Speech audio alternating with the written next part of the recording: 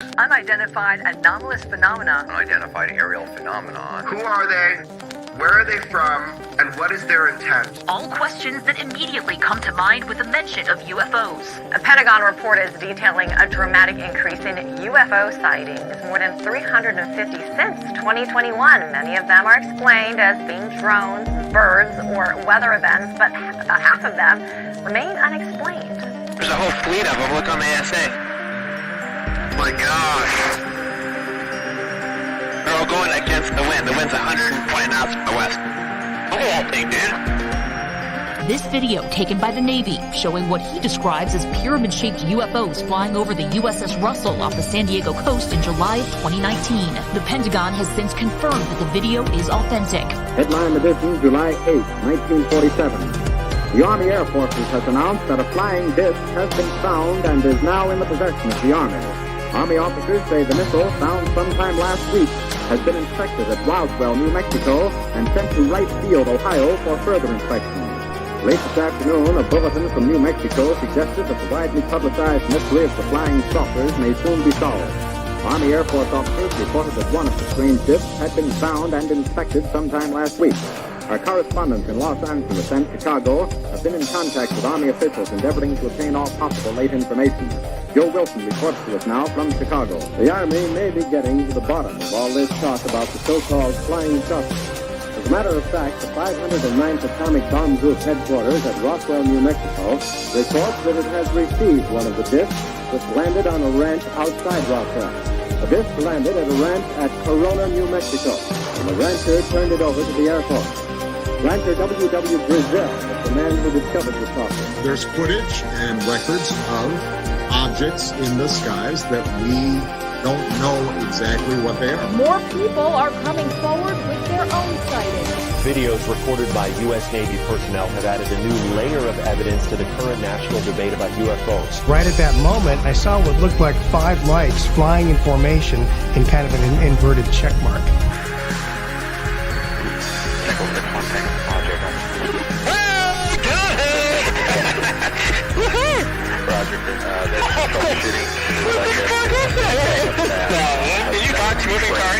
The NASA independent study team did not find any evidence that UAP have an extraterrestrial origin. We don't know what these UAP are. The mysterious flying objects are still a mystery. NASA will continue investigating them and has appointed a director of UAP research. Technology that we faced was far superior than anything that we had.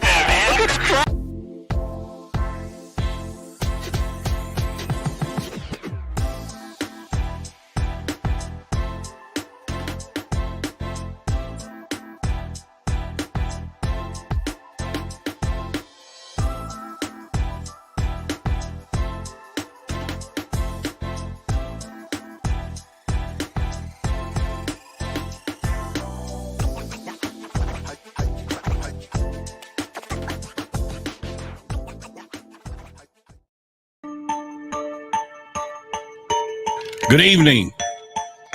I want to welcome you to Roderick Martin's High Strangeness. In today's topic, we're going to get into a little bit about remote viewing, which I think is a fabulous subject matter. First of all, I want to welcome you because you could have been any other place tonight, but you chose to be right here, right now. And with that being said, I'm going to serve you. I'm going to be the boldest, baffling, belligerent YouTube channel in the world, creating captivating conversations that'll certainly cause controversy.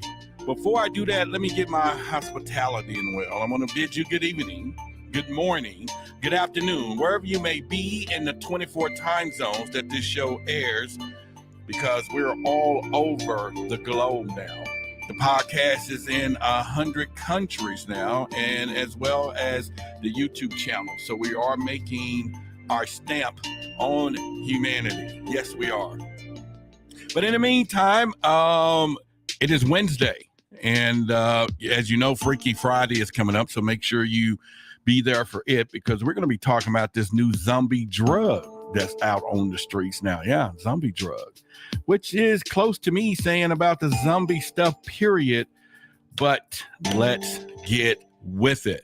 All right, so if you're here in the chat, make sure you hit the like button and make sure you share this video so the YouTube algorithm can take us into the direction that we need to be, because I'm excited about where we're going and everything else. And then give a shout out to all those of you who are here early.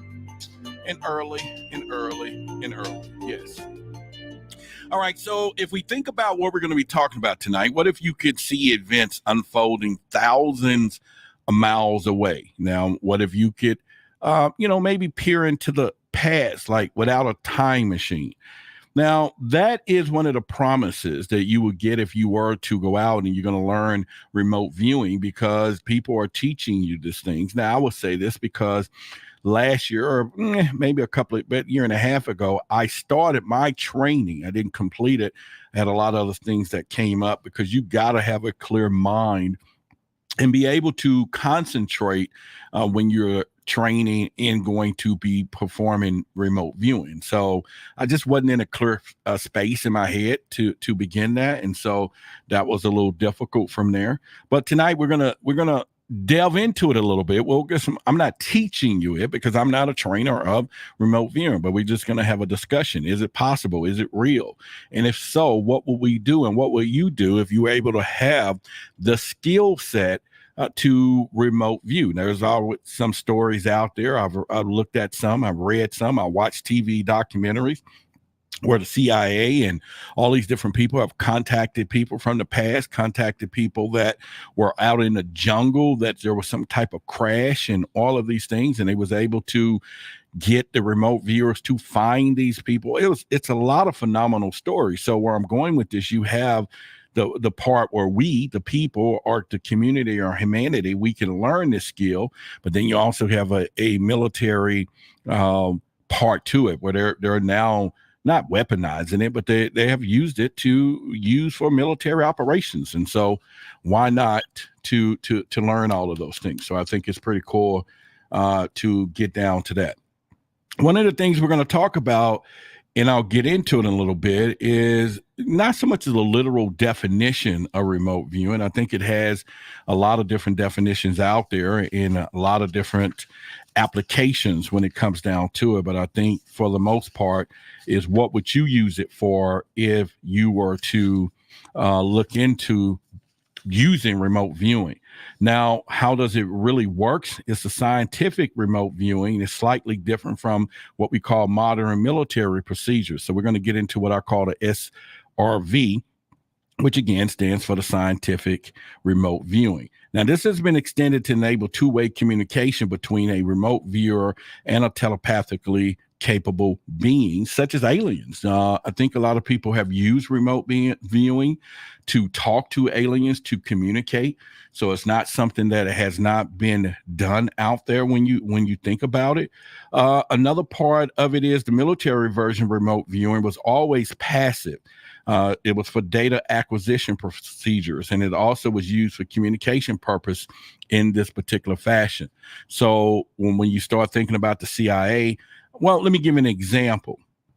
Well, first of all, SRV, which is scientific remote viewing, use a procedure that allowed the unconscious mind to communicate with the conscious mind, thereby transferring valuable information from one level of awareness to another. Now, this information is coming from the unconscious mind is typically considered what most people will say your intuition. So we want to look at that. And like I said before, when I was studying it at the time of being trained, you have to heavily rely on your intuition. And if all this stuff is kind of not focused or in a certain way, it will give you wrong information. And it's a feeling about something in which one otherwise has no direct knowledge. For example, for you people that have children, I think we all probably had experienced this, where a mother claimed that they simply know when one of their children is in serious trouble. You get this connect, because I remember, and I'm not saying this was part of remote viewing, but when I was in my 20s, when I first had my first child, I received, an injury where someone was trying to rob me, and I ended up going into the hospital. And they said the minute that I was shot and I went into the hospital, or on my way to the hospital, my daughter woke up and was just crying, and they couldn't figure out what was wrong with her. She was just screaming and screaming, and called the ambulance, and we end up at the same hospital at the same time. And then ultimately, when I got out of surgery hours and hours later, they was able to calm her down. Now, I'm not saying that's remote viewing, but that is the connectivity of intuition and other people that we can have together. Another part of that information transfer, or what we want to call the SRV, is the reading of your intuition, which allows you to be accurately transcribe these things on paper. We had to do like what we call coordinates and a lot of things. And so you definitely want to do that. But when you're talking about the scientific side of using remote viewing, the information coming from the unconscious is recorded before the conscious mind has a chance to interfere with it normal waking state of what we would call the intellectual process, such as rationalization, imagination.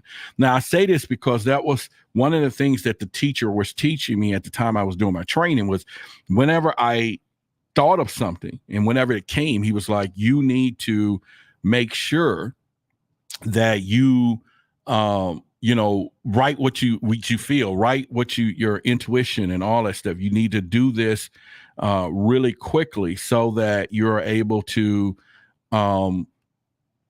understand what you're seeing, trust it. In other words, trust your intuition. And so that's something that, you want to do and figure out how those things are truly working. Now, we'll get into some of the limitations with that in a minute.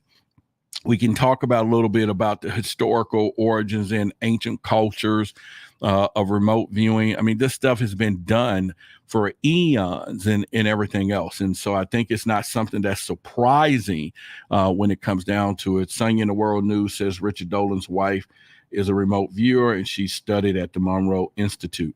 Yeah, and I think that's something I'm going to get back into it. I think it's something that all of us should at some point want to explore to better your conscious mind and your intuition and your skill sets of being intuitive when it comes down to life, period. I think it's something that is really important that people should be able to, experience is something that I would say. But either way, early scientific research, when you get into it, I want you to go look up stuff by J.B. Rhine.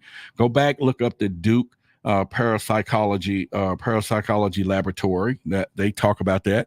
We'll get into the Stargate program, which was about the CIA, which they was using this for psychic espionage. So that's your government side. And so I think there's something to do.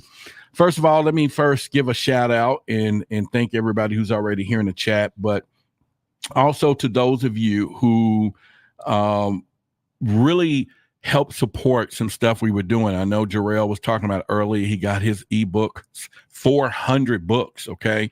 And we still want to reach our goal, so I'm still going to have that open today if some of you still want to do that. But there are people who've been getting this thing, and they're really ecstatic about getting that drive with 400, not just ebooks, but documentations of all of this UFO stuff, government stuff. Is probably one of the best things that you could ever would want to give yourself, especially in this knowledge. And so once again, I'll put it up on the screen, 400 ebooks about UFOs and everything else. It'll be a link to my personal Google Drive that you will get. And all you have to do is just cash out $40. And we did use the PayPal as well, but you can do this and just put in your email address. A lot of you did $41 because you did 40 and forgot to send the email address, so they did $1, in which I appreciate all the way. But either way, I just want to say I hope you all really, for those of you who got it, enjoyed it. And like I say, Jarrell was talking about it a little earlier about getting his drive and already started the reading. Now, what I thought about doing, which was a great idea, by one of our listeners here, is for those of you who are getting that drive, those of you who have that drive, I think it will be good for us to start a book club. Okay, we can do a book club together where we're all, and I'll pick one out of those guys. Maybe we do it as a group, that we pick one out of that drive, and then we all continue to point, and then we could do that. We can do, like I said, some type of pretty much like a book club, and so I think that will be pretty cool. And again, for those of you who have got the drive, then we can do that. So again, $40, 400. That's less than 10 cents. Doc, you can't beat that. That's probably about $8,000 worth of investment that you're going to find in there. So again, we would do that. All right, so let's get into some more of the conversation. One of the things, there are some great people that went into remote viewing. One guy's named Ingo Swann. Now, he's generally regarded as the father of remote viewing. In fact, one of the early experiences was related to looking at another planet. Now, this was in 1973. Swann was asked to predict what the Pioneer 10 satellite would find when it reached Jupiter.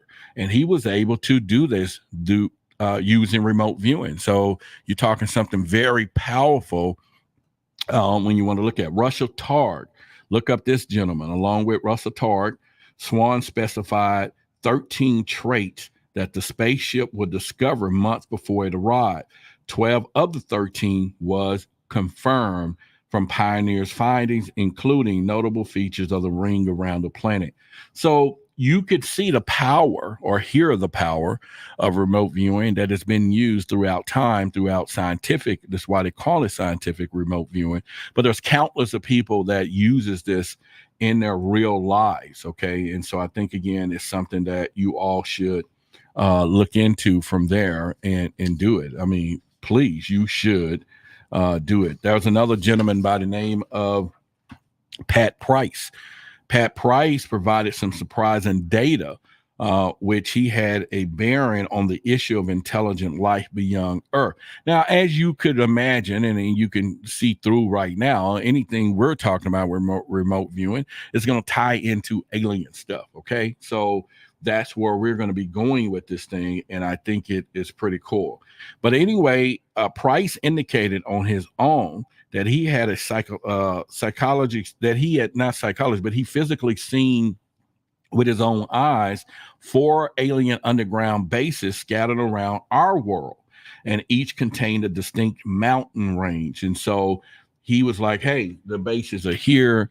There's some type of mountain range. And he also, they was talking about what nefarious plans did these each bound aliens have maintaining a giant subterranean encampments here. In other words, he was like, maybe there was some plan when he started seeing all of these alien bases, and that they had some, and we've already got a lot of stories of people who have encountered these bases underneath the earth when it gets down to it. Now, he suspected that these bases was connected to alien implants and the abductions, which facilitate the plantings of micro-sized devices. But underground facilities operated by these aliens wasn't just located on planet Earth. They existed on other planets as well. So I think you could ask yourself, what would you do? What would you try to remote view if you had the skill set? And is it something that everybody should possess, is that power?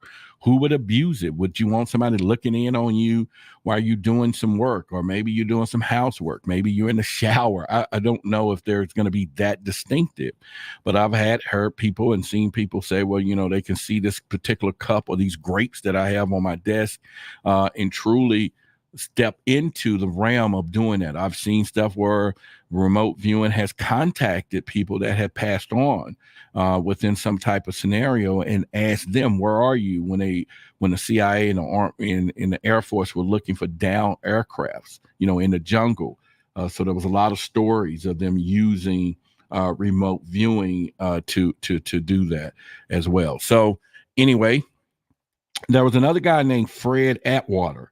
Now, he was the founder of the military's remote viewing program team in 1977. And in 1982, Atwater tasked the PSI spy number one, or was called Joe Moneagle, to remote view other worlds. Moneagle confirmed price observations, offering details about underground tubes, tunnels, and ball-shaped objects. So I think, if we start really looking at it, it's no doubt that there's other life and civilizations around this world. I mean, we can all figure that part out, and now it's safe to say that it does exist, and there's people or things out there beyond where we are, and so why not begin to the process of doing that? But when you start thinking about, again, all these people, all these different programs, then you can kind of know. In a little while, we'll get into the military's program called Project Stargate. This was their psychic warfare program, and I have some details all about that I will definitely put on our menu of conversation tonight. Let me just find my other paper so that we don't get unorganized here. There we go. All right. So, yeah, we'll get into all of that in a little bit because I think it's something that we can talk about. We'll talk about Ingo Swan's moon stuff, too. I got a little information on that, too, so that we can get into his conversation as well. Now, let's go into, first of all, let me just ask you guys, put in a chat, if you had the possibility, or not the possibility, but the skill set or whatever, to remote view, whether it's personal use or whatever, what would you do? Put it in a comment. I would like to know, what would you do specifically? Let's be specific. What would you do if you were able to remote view, or who would you remote view? Who would you look in on and check out what they're doing? Because not in all cases, sometimes you can remote view, you're not communicating with the person, you're just seeing. So let's just say I was privately here in my particular command center and somebody was to remote view, then what? You know what I'm saying? What's happening? Maybe they are looking into just seeing what I'm doing, but what would you do if you do that? All right. I don't think you can remote view the lotto numbers. I don't think that's because it's got to be a conscious, intuitive type thing, and you have to have coordinates when you're doing this. But someone said remote view the moon and Mars. Definitely Antarctica. Y'all some nice folks, because I would pick somebody and look right in on them, and of course, preferably a female, right? I'd be like, shoot, let me just go check this person out and see what's going on. So I don't know what y'all talking about. Oh, the moon and all. Come on now. You seriously, would y'all definitely not? Pure Blood says, I would check into Sasquatch's mind. Someone else, I would check out some of these politicians. Steel Poo. Now, I'm with you on that, Steel Poo. See, that's what I'm talking about. I'll be using it to look in on some people and some stuff. Everybody else trying to be all this political stuff. Like, nah, yeah, right. Who? Yeah, right. Some of y'all will look into your wives. You'll look into your husbands. You'll look into your girlfriend, boyfriends. You'll be spying on some people. You really want to know what they're doing. I know you would. Okay, so all I'm saying is, yeah, that's what I would do. I will do it. I will remote view into another situation. Now, is there a lot of ethical implication of using remote viewing for personal gain or manipulation? Yeah, there is. But I think at the end of the day, anybody with that skill set will do it. I wouldn't doubt, as a personal note, that somebody who was in a relationship and you were fearing that the person may be cheating or something, that you wouldn't use that skill to go look into seeing exactly what they're doing and just standing there and be like, I knew it. And it's my cousin too. You know what I'm saying? You'll be like, yeah, you'll go all in for the kill. I know you would. I just know you would. Someone said, what would a person do after peeping on someone? I don't know what they would do after that. You get what I'm saying? All you can do now is confront them and say, okay, I saw you and did all, and you did this, and I saw you do this, and I saw you when you did that. Oh, I saw when y'all did this, and being very specific and scaring the hell out the person. I would think that would be as far as you can go. I mean, I don't think you'll do anything else other than that. But anyway, yeah, let me see anyone else. What somebody else said, P. Diddy. Probably so. I'm sure there are some people who look into that right now and just go spy on him, and just see what he's doing or what he's saying. And you could imagine being a fly on his wall, these days, and what's going on. I'm sure at some point that skill set will be pretty out there. One of the things is remote viewing real? And what does it tell us about the nature of reality in our consciousness? That's a question that I would probably roll off everybody right now. Is it real? What does it tell us about the nature of reality in our consciousness? When you have reality of all of this, where we see the world this way, but then at the other point, you mean there's techniques that we can literally not astral project, but you can literally take yourself into another realm. You can use your intuition to remote view a situation, whether it's past, present, in some case. I mean, what really are we doing, and what is happening when you think about this? And I think there's something that you would have to look into. Monica, the Body Electric Supplement, says some folks want to be spiritually nosy. I'm sure. I mean, why?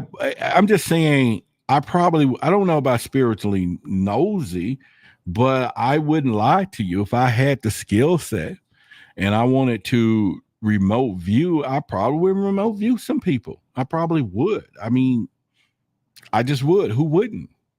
And if I could do it, I think I would remote view anybody that I'm working with at some point, maybe anybody new that comes into the circle that you just want to find out, and all this kind of stuff. Maybe, at this point. But I do know, I mean, things like Area 51, and from what I was taught, a lot of these, if you don't have the coordinates or you don't have something to guide you into that area, from what I remember, you just can't say, okay, I'm going to take myself over to, John Doe's house. I think there's something that you have to begin to do to be able to coordinate that movement. And it'll come to me in a little bit, because I remember in my training, we did need coordination spots, and then we had to, draw and then begin to interpret the symbols and then they would then reveal us a photograph and say, this is what you remote viewed, this is what you saw. So it was really good. Like I said, it was at a time in my life that I just wasn't settled mentally, and I would love to double back and do such a thing. So there's something that I would do. So with that being said, I just think it's something that you all should be looking into, and pretty much from there. But anyway, let's continue. If we think about could remote viewing be harnessed for the greater good, or is it too risky and unpredictable? Now, I can't probably, say to myself, oh, is remote viewing is just unpredictable or just whatever, because they're using it and they're doing it. And what greater good could remote viewing be used for? That'd be something to even think about. What greater good could remote viewing be used for? I don't know. I don't think it's going to solve some problems out there, but hey, you never know. But I think, it could be unpredictable? Absolutely. All of this stuff is unpredictable because it's areas that we don't really know. Someone said it helps us harness our gifts. Maybe, maybe not. Maybe it opens up a door to some places that we might not want to know. Maybe it does some things to us that, we kept, harnessed in, not harnessed, but we kept it concealed. And then remote viewing unleashed the power of some things that may not be good, maybe areas of life we shouldn't see. Because, I said this before.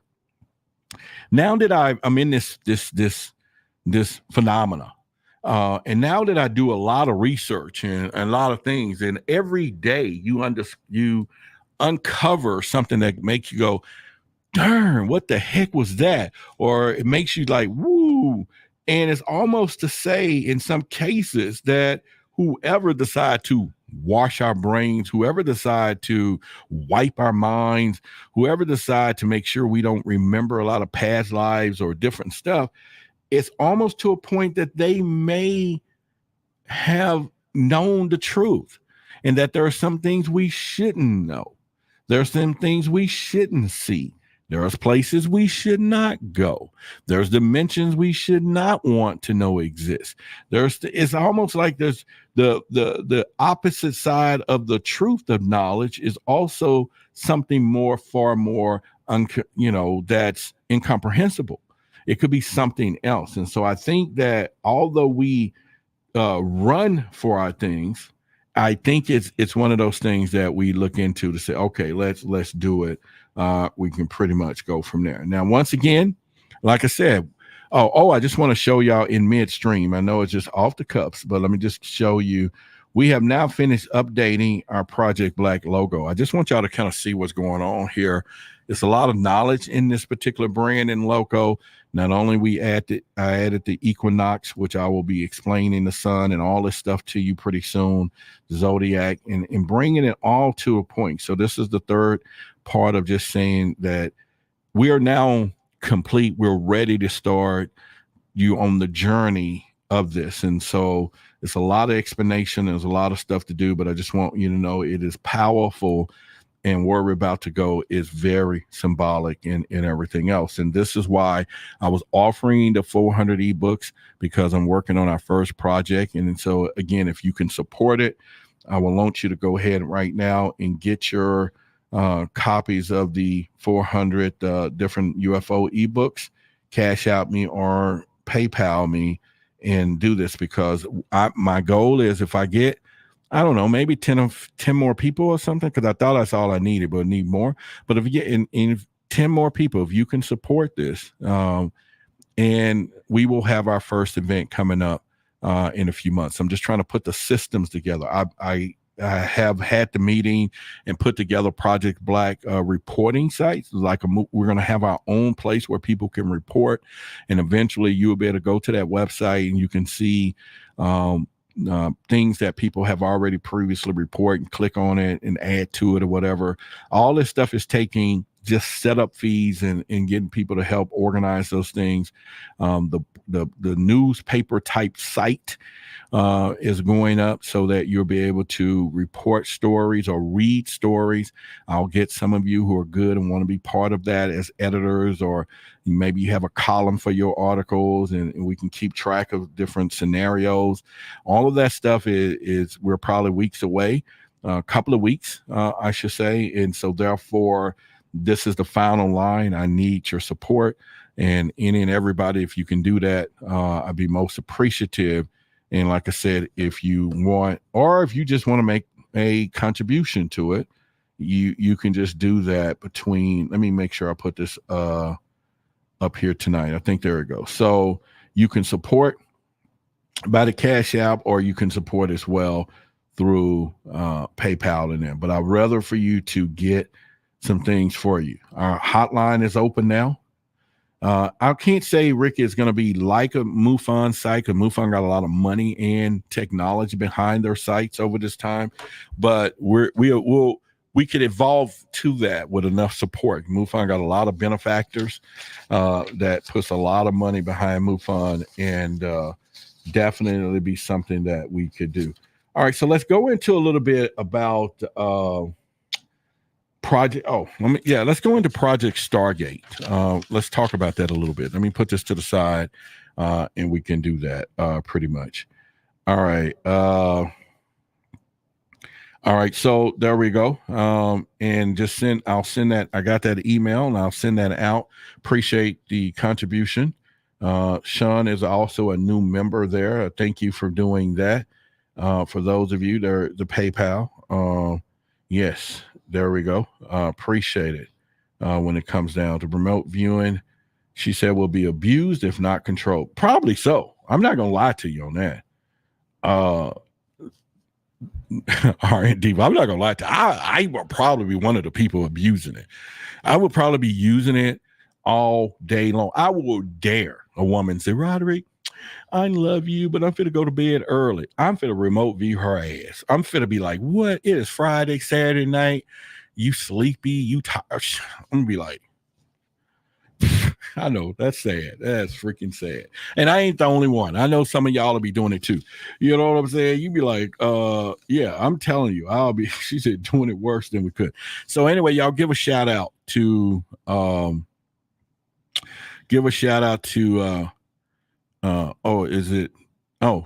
Okay. Give a shout out to Damon, for getting that, and Catch Me Outside, who is in a username for getting the PayPal as well and getting this stuff. And y'all give a shout out to Damon too. Okay, man, I appreciate it. Like I said, we get about 10 of you tonight.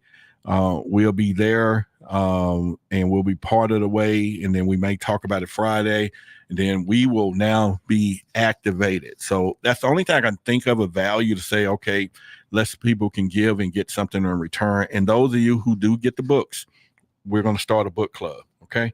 So we're going to do that. Let's talk about Project Stargate, which was the military psychic warfare program. Okay. Now, the government involved with psychic matters came about due to the need to collect information about our enemies at the time.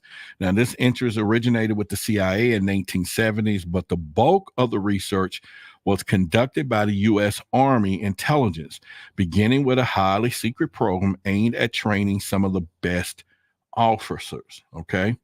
Well, as you can see, they use remote viewing when you start thinking about it, and it could be perfect, but offered as an amazing improvement over having to rely on spies on the ground and with the risk of lives and spies. So they was like, okay, we need to come up with a way to save our people's lives. I think it was phenomenal. They said, well, let's use remote viewing. We ain't got to have spies over there. We ain't got to have them when they find out and they making these people unalive. We ain't got to do that. So if we can just see without going, then you can't beat that. And so you would think about, why the CIA, why do all people would say, okay, we need to harness that power? Well, Central Intelligence. Why not? Remote viewing will be used for intelligence. If I had the skill set for remote viewing and I wanted to spy on somebody I was seeing, I used the word spy. You heard me. It's intelligence. It's an intelligence operation. I will be, conducting my own intelligence operation. I know I would. Y'all think I'm playing. Some of y'all will be like, yeah, right. Okay, that's fine. We would do that. But anyway, with the risk of to have lives and risk the lives of the spies and difficulties in transmitting information back to the spy organization, as well as time factor and other physical limitations. So they're like, okay, we don't have to go into the covert phone booth and then call it in, or let's put something on a mailbox and hope everybody sees this thing. They was like, if we can do this remote viewing stuff, then we're able to, at this point, move the information around. We're able to do it and people can't catch it, or you can just see it. So I think that is a beautiful way to do it. And I think another thing that really caught my attention at one point, I remember, was when let me think. Yeah, I don't know if y'all remember the movie Elektra. I thought was really cool. Elektra was a really cool event. Hang on, let me see something here. Let me see what we got here. I'm just looking to see. My phone was acting up here. It was okay. Maybe I missed whatever I thought I saw earlier, but maybe I did. All right. Well, maybe I did. All right. So anyway, one of the things I would tell you was that if you ever remember the movie Elektra, and Elektra, there was a time, I don't know if you remember, there was a scene that, and make sure if y'all use PayPal, use family and friends too, so they won't be charging me for that. Let them, that'll be good too. Family and friends. Are we taking Venmo? Yes, I do have Venmo as well. My Venmo address is, let me look and see. Yeah, we do Venmo. And I don't even know how that goes, but Venmo. Oh, yeah, Venmo is @ Why the Big Secret. So I think that's it. I think that's how you could use Venmo. You can try and find out, or you can let me know. But I don't use a lot of Venmo, but I have Venmo. And Venmo me, yeah, it's at Why the Big Secret is the Venmo. So you can definitely try that as well. All right, so in the movie Electra, let me just kind of get into it. I don't know if y'all remember there was a scene that she was meditating and she wanted to communicate with that other group, whoever the bad people was. And it was really beautiful done. I love this particular scene. She was sitting down and she closed her eyes and she started to remote view. The guy was sitting somewhere else, and then you could see the screen came up to where his consciousness, he was sitting there, and then he looked up and he knew that her presence was there, and he said, "What do you want?" And they remote viewing, and she said, "We need to meet." And he was like, "Where?" And then she was, but he just sitting somewhere. He was doing whatever he was doing. He felt her come into his consciousness, and she was like, "We need to meet," and blah, blah, blah. Then when they finished, the father, who were in that space too, had overheard in the cosmos their conversation and just grinned because he was meditating and he was sitting there going, they're communicating with each other, and he heard the conversation. I thought that was the most powerful part. Don't worry about it, Damon. It's all good. I thought that was the most powerful part that I ever seen when it came down to it. So I thought that was pretty cool when they did that. So once again, though, one of the things about this, the original idea was for the military on Project Stargate to develop some type of psychic network that would enable the spy to target countries to send back information without being risked. Plus, they was concerned that the Soviets at the time might be developing a psychic military potential and outmaneuver us with greatly increased spy capability. So everybody was on this spy thing.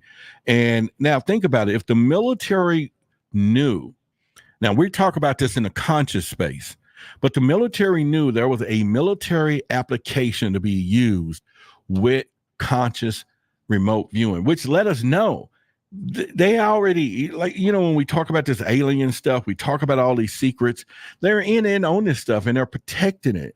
And could you imagine? Now, it is said that everybody that's sitting here listening to my voice, have the ability to remote view. We all have these skills that we just need to, at some point, try to home in on. So could you imagine all these conscious, people that's walking around, whether it's psychic, you get people that's reading your palms. I like the movie Ocean 11 when Benedict, that's his name, was coming out to everybody and the dude was getting his palm read, and then Benedict walked in the room and he asked the lady, he was like, you didn't see this? You trying to tell me I got all good fortune coming? He was like, you didn't see this coming? You didn't see him? And so again, I think that if we all can do it, so we might get together. I know some remote viewing people. I may get them to train us and everything else. So y'all give Body Electric supplement for supporting Project Black with the 400 ebooks and all that packet, and I'm gonna send it out to her. Thank you. And she's always been our support too. So, but anyway, like I said, we're gonna do that, and also, I finally finished the updating the brand, the logo that you see here, the Equinox, if you do your homework on that. And then if you also understand the Zodiac and how all of this hidden mystery will now starting to be revealed as we begin to teach. And all right. So again, that was 2 people. So again, if we get 8 more, that's fine tonight. And then I may do a little bit more Friday night when some of you get paid. Well, we're going to be talking about that zombie stuff Friday. So y'all make sure y'all get in on that sugar honey iced tea so that you understand what we're going to be doing. Now, actually, the Soviets did have a lead in this field, but failed to develop it as well as they could due to the bureaucracy problem, which also slowed down hampering the effectiveness of our remote viewing program.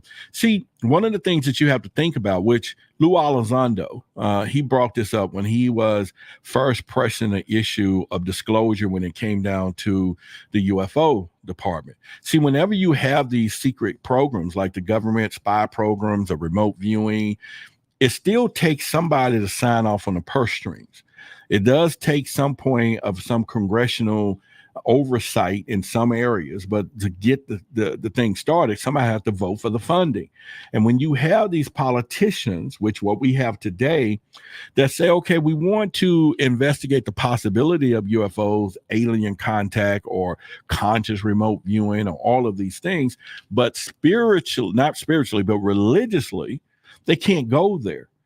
So the bureaucracy sets in, and I think that is something that we, the people, need to change and say, "Hey, listen," and you can't do that. You can't ask somebody religious affiliation before voting them into office.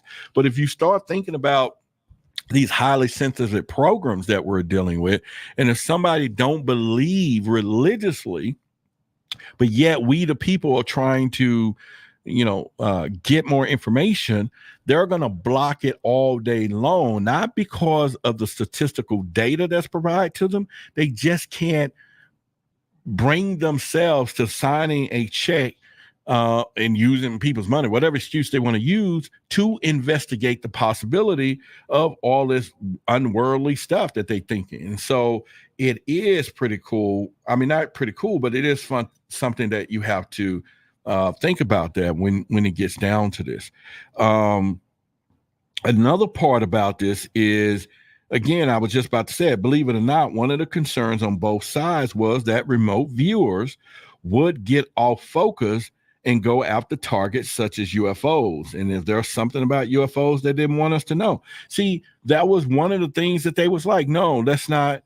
We don't. Okay, so there was a part of the government at the time when Stargate came out that they was concerned. They did not want people to learn remote viewing for whatever the spy program was, because it was said in some documentation, because they didn't want the people to, at this point, begin the process of looking into the UFO phenomena in all of these places. And so all of this had some issues when it came down to remote viewing. So again, why not? What wouldn't they want us to know? And why wouldn't any of us at some point decide and say, let's do that? And we can do that from now. All right. So let me look and see in the chat if we got any good conversations going on. I got to wait till I get paid. Who said that? Girl from the bait? Girl. Is that you talking or your money talking? Because you talking your money, y'all on the same page. That girl, she just budgets well. She been one of the biggest supporters we have had in the history of this channel. So it ain't because she's supporting us either, but maybe she got her new man and all that good stuff. But anyway, y'all, Liz is rolling. Okay. I should have. Oh, you know what? I should have just left it at that, Liz. I'm gonna stay out of y'all business. And she said she used to have money. Okay, okay, we'll go with that, because when she have it, she is generous. Yes, we will go there. All right, so that's funny. I shouldn't have said that. That's y'all. That's her conversation. The conservative nature of high-ranking members of the military on both sides was uneasy with something of this nature. While they may have felt that it wouldn't or couldn't work, they was also afraid of it working, and it shook their own belief something. And I'm saying that was really one of the issues that they had. And thank you for believing in me, and all of you who does and did and does and continue to do. And I'm going to make you proud real soon now. Everything is coming together.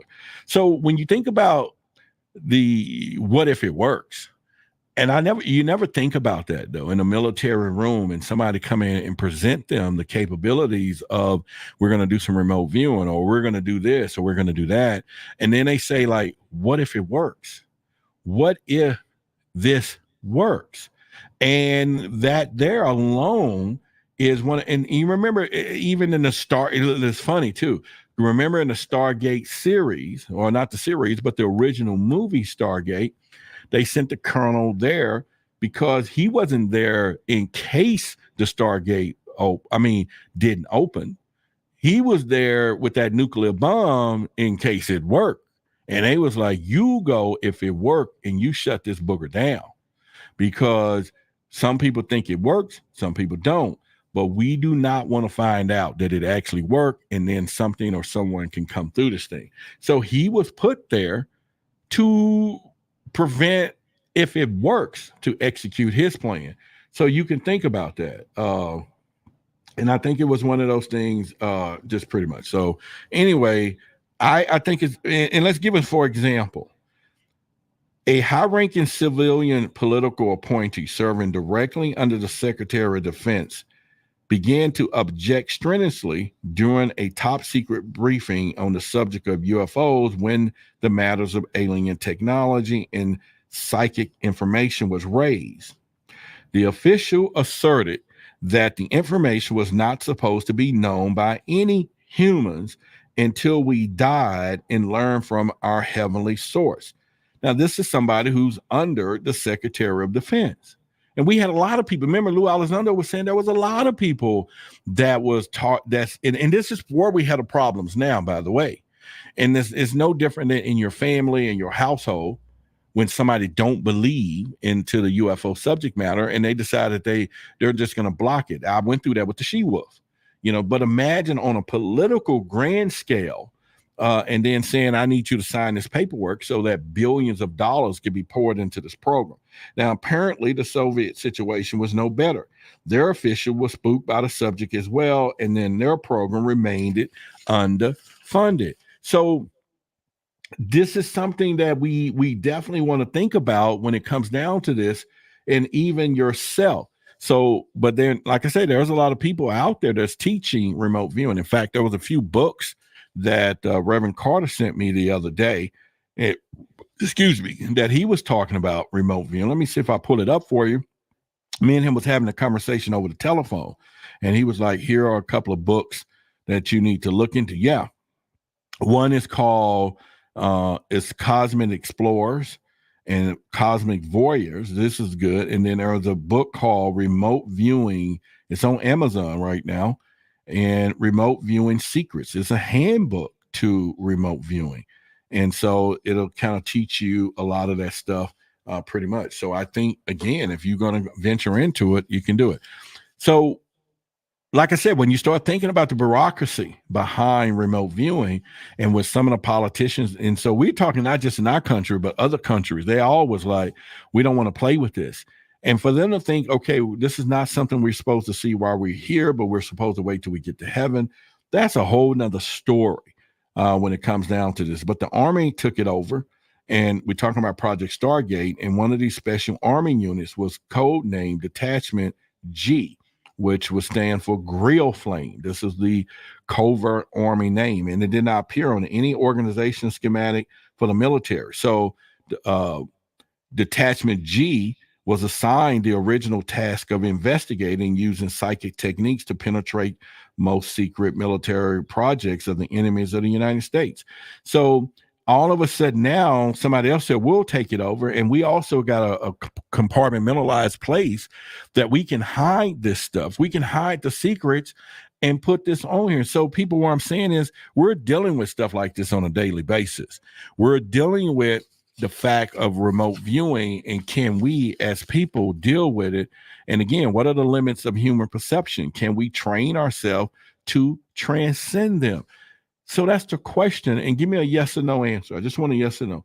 Do you feel that everyone in the public's eye should begin or have access to learning remote viewing? And if they did, would it better in humanity? If every 80 people, 100 people that's in here listening tonight, if everybody in here had the ability to do remote viewing, would it benefit humanity or the collective in here? And I'm just saying for everybody in here or our community. Charles says, hell yeah, it would. Okay. Philly Cat says no, it won. All right. And so that is all right. And who else? What else? Anybody else got any comments on that? Some people do have access to remote viewing and they cannot handle it. Damon said, yes, it would enforce the truth. M. Thomas, Maya says, I like to tune in for that. Cosmotrology says, which is G, says, I think, yes, I believe we should have social credit systems based on the scores. All right. Ellie said, yep. And Summer said, I think it depends on the person. Yeah. So, all right. I mean, there you go. So I guess at this point now, we still will probably regulate it. So now you understand why they don't want us to know. Somebody made a decision that let's keep it a secret and let's not teach or let it out the box so that the human population would know anything about remote viewing. So they like forget that. Yeah, so we're going to do a book club. We can do that. He says he's down with the book club. All right. And he's going to have his 400 ebooks and stuff. Hopefully, like I said, some more of you will do it tonight. And we can do that, but we'll continue with the conversation because there is some skepticism, there is some controversy, there is some misuse of remote viewing that we can talk about because there's a lot of things that people say that we shouldn't be doing when it comes down to that. And why is remote viewing so controversial? And what are the stakes on this debate? Well, it's controversial because it all goes down to the fact that how would some person use remote viewing? How would somebody actually say, I'm going to safely, what I would do, right? I'm not lying to you. I'm telling you the true fact. What I would do if I had the ability to remote view, I would probably go ahead and do it. There's also, back in 1982, there was that natural psychic Ingo Swann that we talked about earlier. He made remote viewing what it is today. He introduced major breakthroughs in remote viewing by developing protocols that will support reliability of intelligence gathering.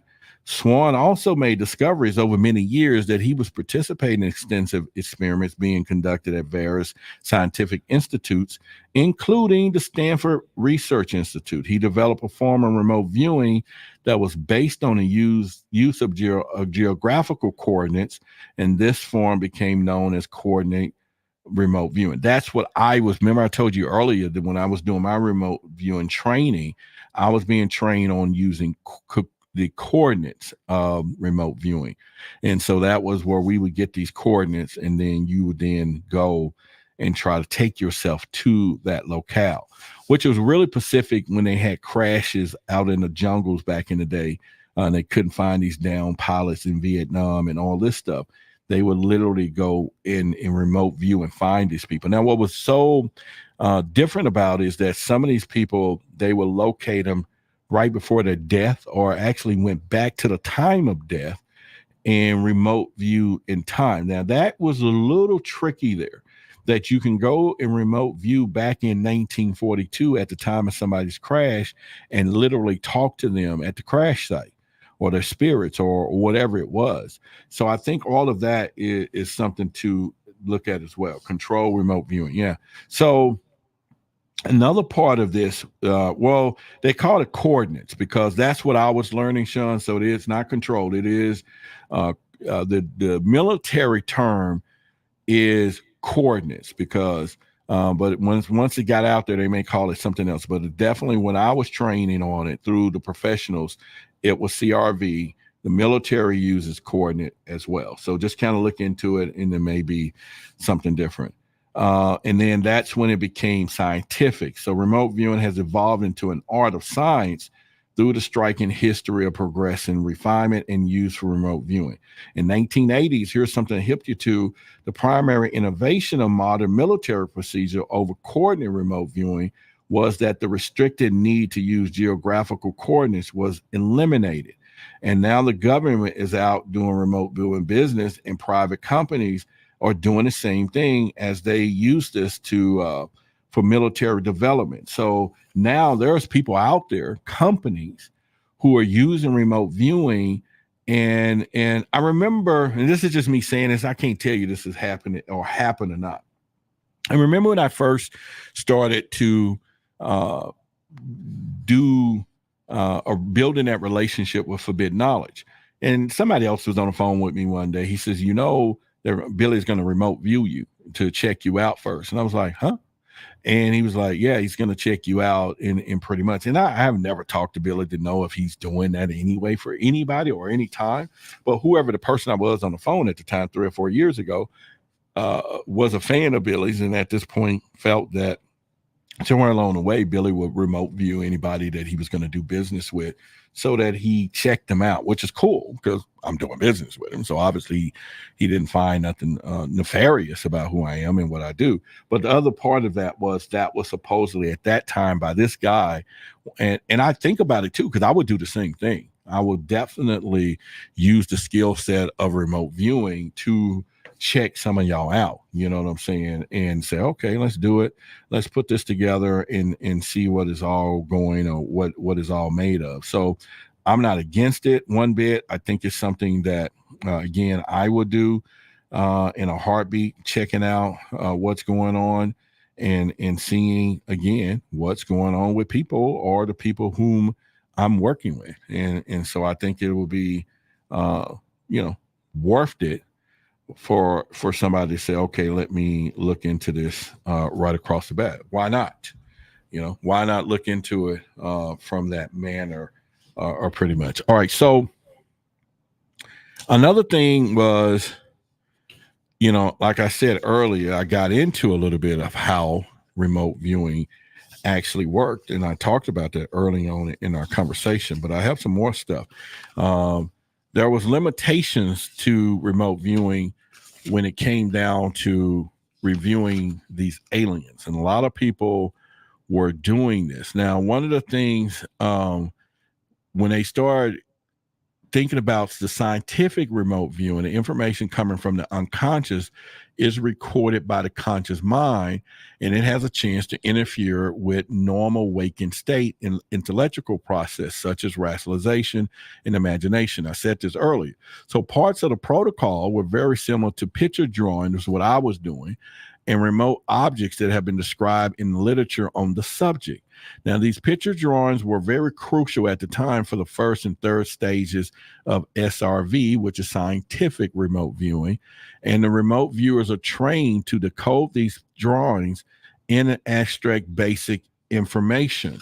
And they would do this, and like we were taught, to be able to do this again abstractly when it came down to this. Now, the other part of this was that the rules of the scientific remote viewing enabled a viewer to avoid using intellectual process of his and own conscious mind until after the remote viewing session is completed, since the conscious mind would try to interpret the data on the spot. So therefore activating the mind's imagination. So you had to have a lot of concentration.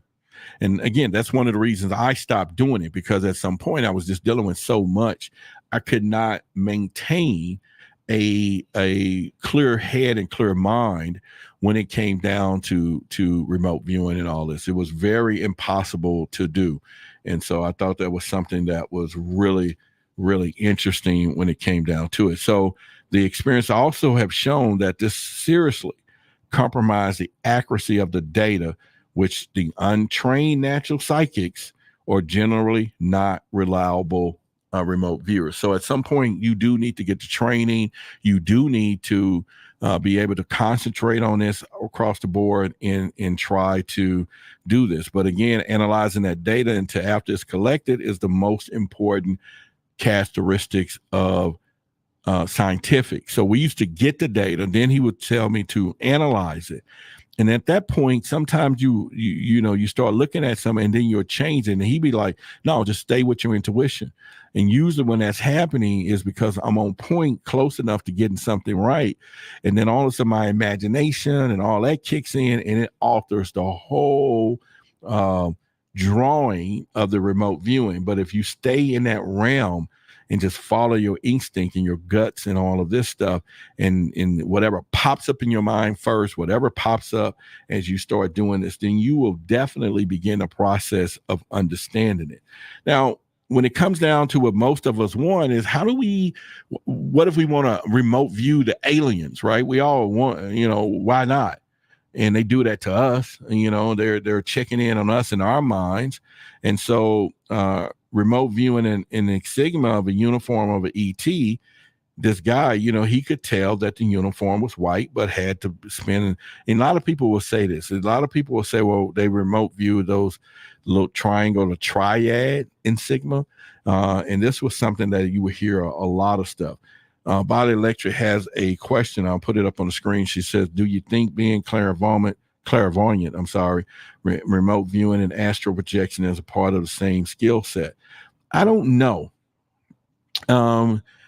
Well, I would say probably they have some connectivity, a frequency of because you're going to have to enhance the psychic abilities to do remote viewing anyway, because you are definitely harnessing that power. And being clairvoyant is a different story, because I know a lot of clairvoyant people, but sometimes they're not really accurate in what they're seeing and saying. And sometimes that can be some issues. So one or the other is going to take that real discipline to trust the instincts. I know some clairvoyant persons that be telling everybody, hey, mate, you did this last night, you did this and you did that. So all of that stuff is something that I think that you have to look into, but you just never know. You never know when it comes down to this particular part and what is going on. I think it's something else. Another part of this is they want to determine that one group of ETs, I remember, had an underground base situated beneath one of our mountains. And with the combined efforts of many remote viewers, they use a whole bunch of them on this deal. They finally determined that the rounded mountains like a location, but it was not an easy task. And reason I would say that, probably the ETs probably at some point felt that these people were tapping in on them and began to say, we need to block them. I've heard that a lot, where they were like, wait a minute, what do you mean they're tapping in? They'd be like, yeah, they're tapping in. Let's block these people from tapping in on us in understanding the remote viewing from there. So I think it's one of those things. Now, if you came here tonight and said, okay, I'm going to learn remote viewing, I am not a remote viewer teacher. We're just talking about it in the subject matter. Is it real? Is it fake? Could it be happening? Would you do it? If you did do it, where would you go to learn it? And that's totally up to you, where you would go and get this training. And those are things that I will say that you really want to look into. And why not? It is just something I would definitely say about that. And pretty much. Now, another part of this, when I talked about Ego Swan, now this dude supposedly remote viewed the moon.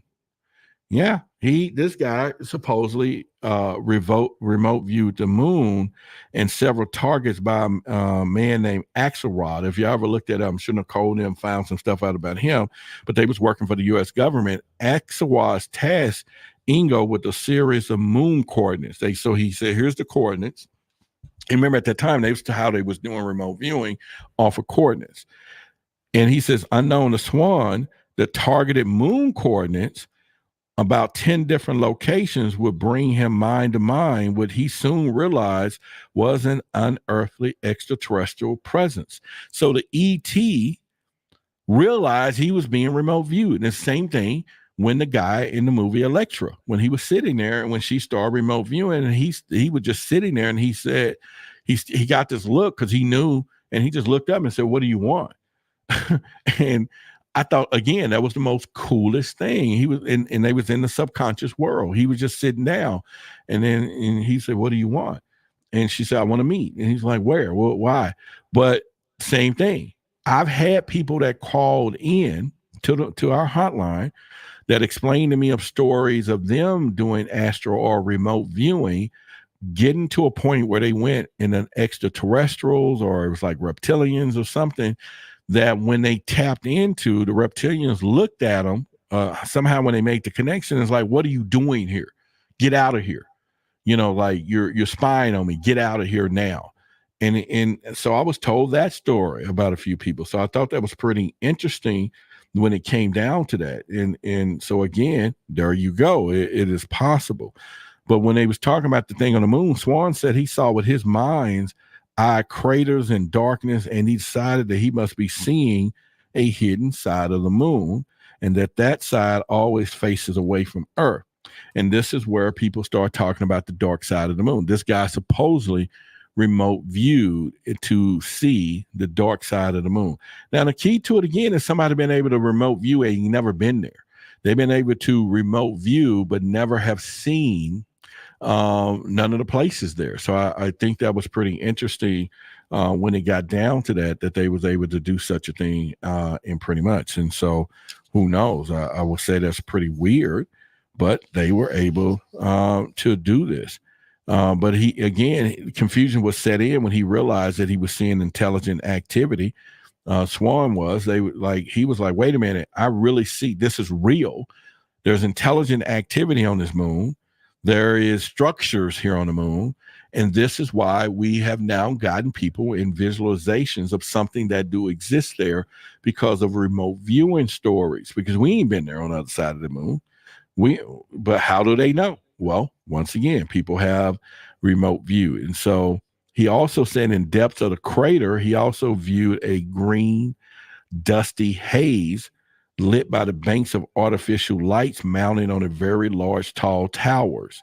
Swan also was stunned by the realization that someone or something appeared under their Jesus, not at Jesus, but the of his mind, so to speak. I'm sorry, not Jesus. I didn't use that word anyway.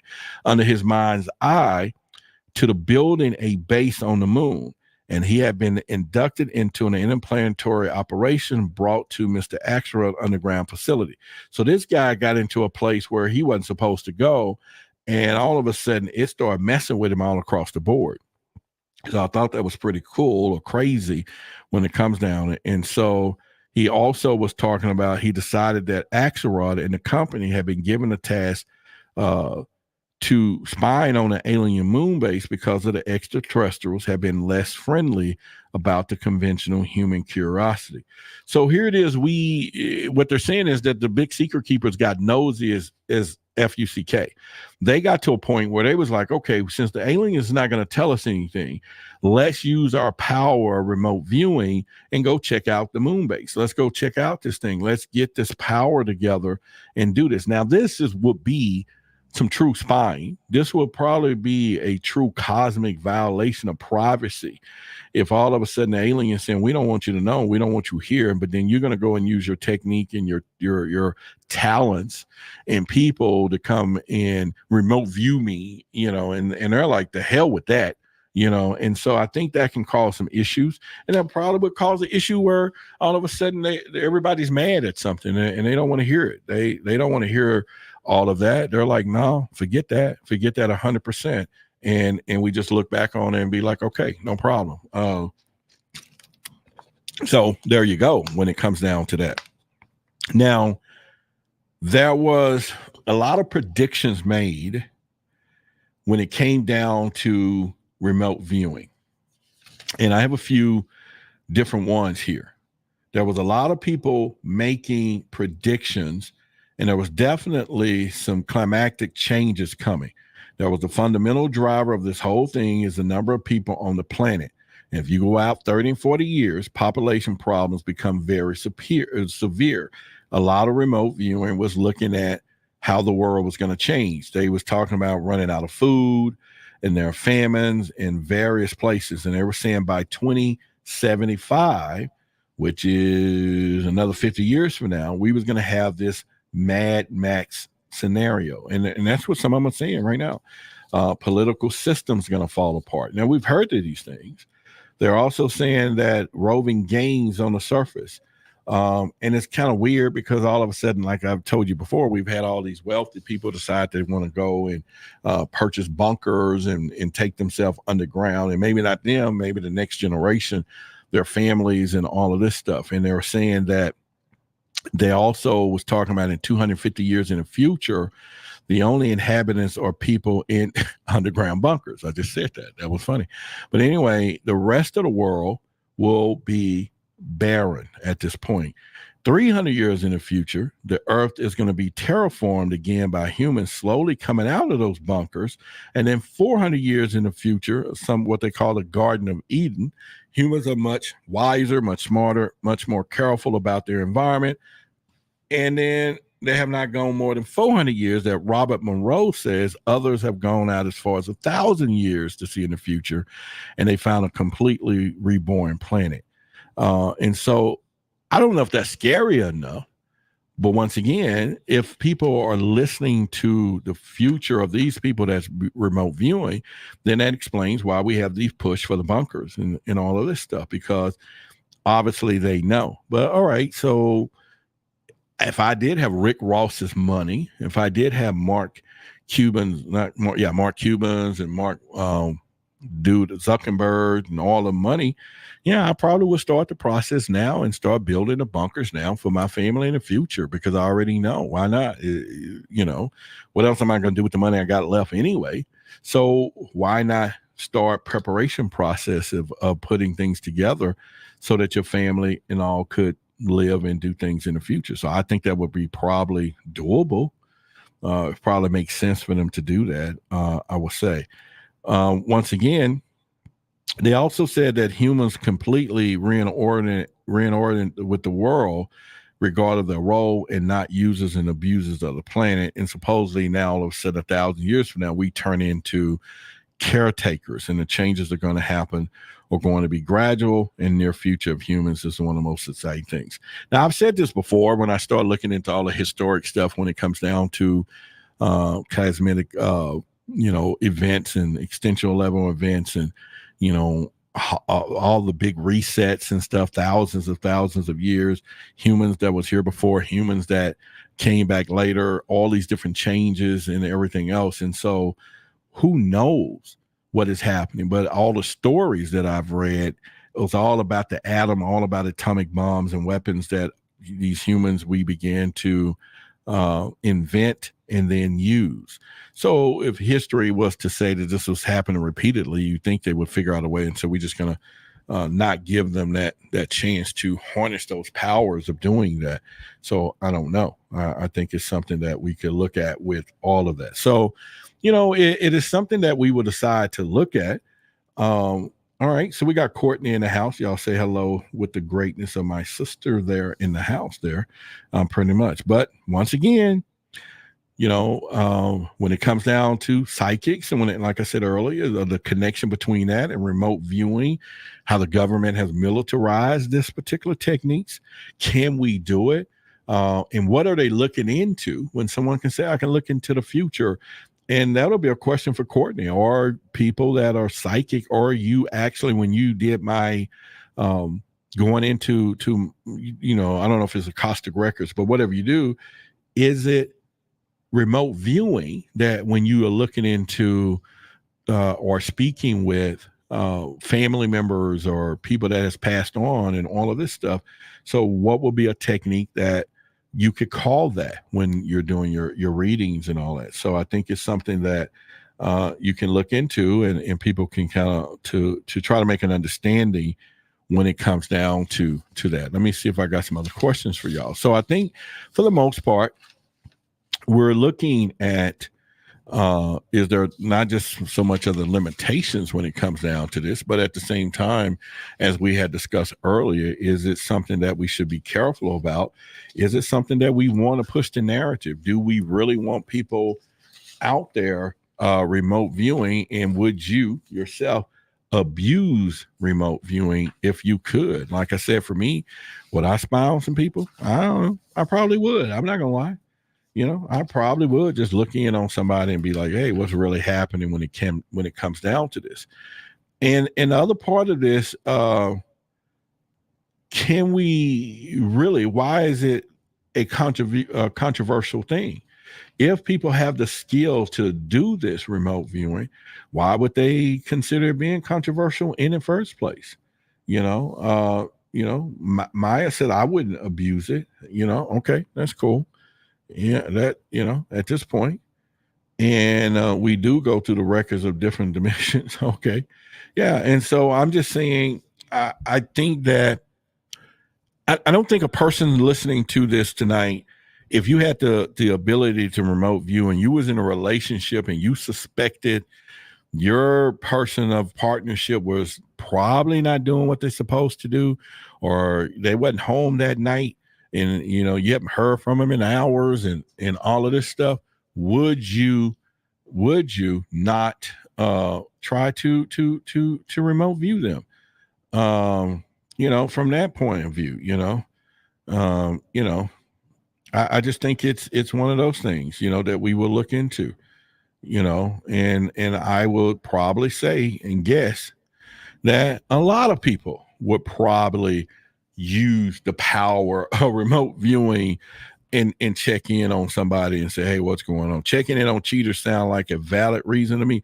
You get what I'm saying? And so that's all I'm saying. And maybe that is the reason why they would say, we don't need to be doing this. We don't need to be remote viewing people.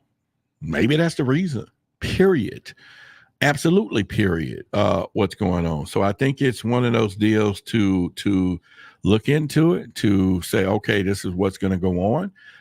And then you pretty much do all those things. And so I think that's one of the things I would do. So with that being said, I just wanted to ask the questions before we go. Is there any ethical boundaries of using remote viewing, and who should decide them? What safeguards should be put in place to prevent the misuse? Because should we go on that journey? Why? Because there may be some remote viewing books inside that 400-page ebooks, and we can do it as a book club, and we can all start to look into those things. Maybe not. Maybe you want to look into it and say that. And she said, what if we were naked? That's fine. I mean, you probably see somebody naked and be like, oh, watch out now, and all those things. But I think, again, I would remote view some people. I'm not lying. If I had the ability to do it, I'd be like, really? Is it like that? Or why not? And so those will be things that you will eventually do. How will society change as remote viewing became widely? If everybody could remote view, what would you do? What would you do if everybody in here could remote view? What would you do? You get what I'm saying? Not so much of, like I asked y'all earlier. I'm just saying, how would society react? Would people be like, nah, you lying? Or I saw what you did last night. Or I knew who you was with yesterday. You get what I'm saying? Because once again, it's one of those things. Now, I can see the military application of it. I'm down with our military using remote viewing to spy. Okay, I'm sorry. I'm down with the spying. I'm down with them spying because they're here to protect the world. And if somebody's plotting and you're ready to do some stuff, I need them to go and figure it out. If Damon is over there right now cooking up some coffee and talking about I'm going to send Rod some coffee, I want to know about it. And the coffee had some spikes in it and something, I want to know if he's up to something. You get what I'm saying? And if Philly Cat is acting all strange and friendly, we call her grumpy, I'm going to do some remote viewing. Like, what the hell is she up to? Be like, okay, oh shit, you watch out now. You get what I'm saying? You're going to remote view some people to do this. But back to the reality of what I'm saying.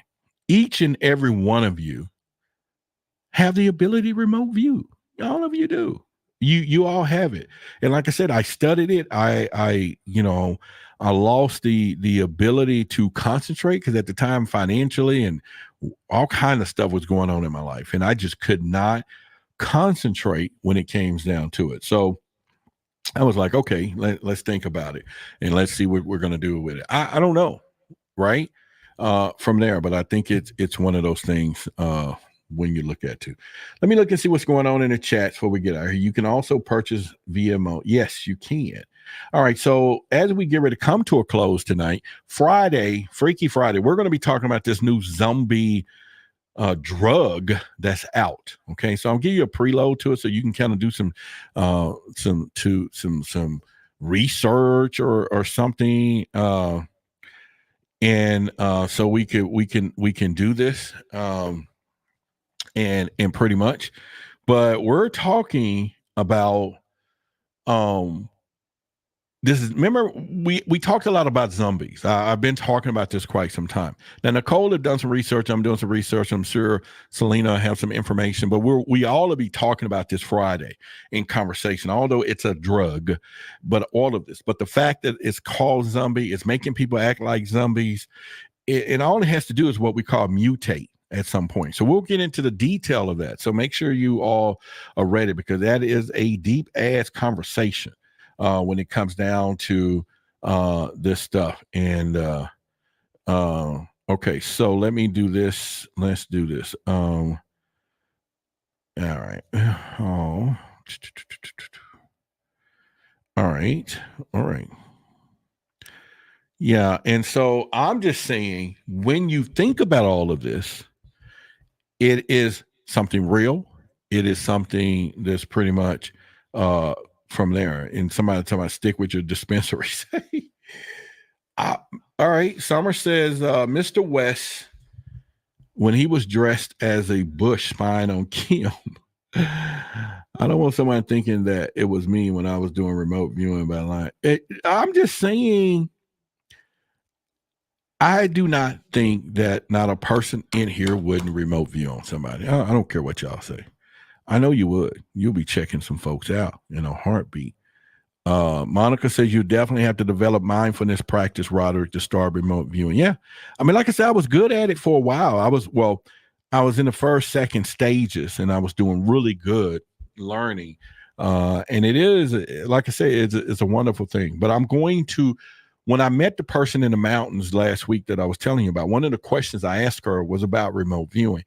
And we had a conversation with them on the phone. I called about 2 days ago, and I told her I was ready, and she gave me some other advice on meditation, some other stuff that I need to be doing. And over these last several days, I have been really meditating on a lot of stuff, and also opening my mind up and accessing other things. In the last few days, I've been a workaholic. So it's been really, really wonderful. All the stuff from the meetings and all the stuff I've been having. And now the text I just got right now is, I could cry in front of y'all, but I will tell you something big has arrived. We almost there? And I'm just like, it's 2 years in the making, and they are saying, here it is. And so so what I'm saying is, life is good. It really is. But like I said before, we're going to move forward with what we've been working on all this time, especially when it comes down to Project Black. And I'll just kind of go back over that again before we get out of here. I've been working on the newspaper website style, where we will have articles. We will have where you can go and read stuff when people start calling in their stories or sending their stories. We'll just start publishing it. If some of you have any website type of writing experience, you might want to be a writer and contribute to this thing, or, we'll have some people monitoring some of this stuff. Articles, we're going to create that hub where people will come to hear all of these indigenous and minority related stories. I've been in negotiations with the people that's putting together the database. I have to do it in a simple form right now, where people can actually put their database up. And then when you go to it, the website will begin to accumulate all these sightings and occurrences, where you will say, okay, I can pull it up in Arizona or whatever. It may start with 1, 10, but 2 years from now, we may have hundreds. We will have our own database when it comes down to it. And then we will start doing our first webinars. I've been really reading. I've been really studying. I've been really preparing every night. I'm, reading books and stuff, or I'm finishing a few books. But the further I go, the more that I'm saying that there's a lot of stuff we don't know, and there's a lot of BS out there. But at the same time, it is eye-opening. And as I begin to learn more and everything else, it allowed me to update the branding to finalize it, so to speak. And this is what you see here. And it's got a lot of explanation in it. Those colors and the zodiac and the all this stuff is a lot of explanation and teaching process to what this thing is. And I'm just excited that all of us is going to be a part of it. And we're ready to go. So with that being said, if you have not, if you want, if any of you do get the downloads of the 400 ebooks, it's been a great idea passed on that we should start a book club for all of that, because everybody's going to have all this content. We all get to read it. So there you go. We all can read it, and we all can have something to say and really get down to understanding what's going on out here in the land of ufology and astros and all of this stuff. So back on the screen, 400 books and documented about UFO and related problems, all on the Google Drive, $40. I want to thank everybody who's already done it. You can Cash App it, or you can PayPal, and the people who have done it already. Like I said, we're still trying to reach a bigger goal. And it's your way to support Project Black, but also grow in knowledge, get something back, reciprocity, all of these things. It's just so meaningful. And hopefully, as we continue down this pipeline, I think pretty soon we will be self-funded. I visited some studios today here in Dallas. Just kind of let y'all know, I was for a couple of hours today. I found some locations that we're going to use to kind of do like our Club Shake type. So y'all going to start seeing those videos in about a few months of me bringing in people here into Dallas. We're going to kick this thing off so bad, so good, that nothing will be as it was ever again. And we're just going to go to a whole nother level. And you all are going to be proud, because you all are instrumental in where we're going and how this thing is set up to go. And like I said, it's just been so amazing. But now seeing the future and the journey has all this stuff to begin to come in. So at this point, I want you to, once again, support, do what you got to do, be there, all that good stuff. Yeah. Well, I'm seeing it ain't a Club Shake, but I'm gonna have people that fly in and sit down eventually, and we're just gonna sit there and talk about alien stuff. We're gonna talk about the reality of what's going on. I mean, it's just gonna improve off the chart. It really is. It's gonna do that. Y'all give D a shout out for supporting us. Thank you. Like I say, a few more of y'all. We're getting there. We're getting there. I love it. I really love this audience, and I love everything that we do and doing as we continue to move forward. And I will be sending all these out for those with your emails a little later tonight, and tomorrow I'll be sending it out. Just look for it, and we can do that. And also, because I have each and every one of y'all email address, we're going to do that. We'll do a book club. I think it's cool. I don't know how to run a book club, so if anybody got experience at that, you might want to be the head of the book club. All right. I'm not going to be the head. I'll participate and be there the whole time. But I want someone else to be in charge of our book club. Okay. And someone's responsible, somebody who's going to show up, somebody going to understand this is going to be important in whatever time and date, and how book club's supposed to work.